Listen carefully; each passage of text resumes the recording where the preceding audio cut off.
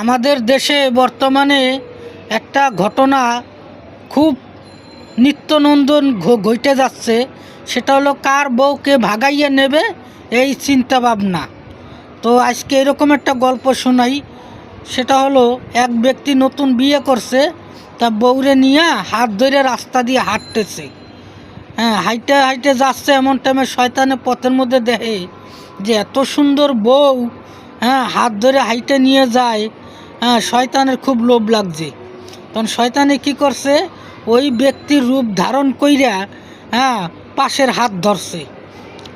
বেড়ায় ধরছে বেডির ডাইনাত, আর শয়তান যায় ধরছে বেডির বাম হাত ধরে। এইভাবে হাইটে যাচ্ছে, কিছু দূর যাওয়ার পরই বেডি হঠাৎ করে ফলো করে চায়, তার ডাইন পাশেও তার স্বামী, বাম পাশেও তার স্বামী, সেম একই।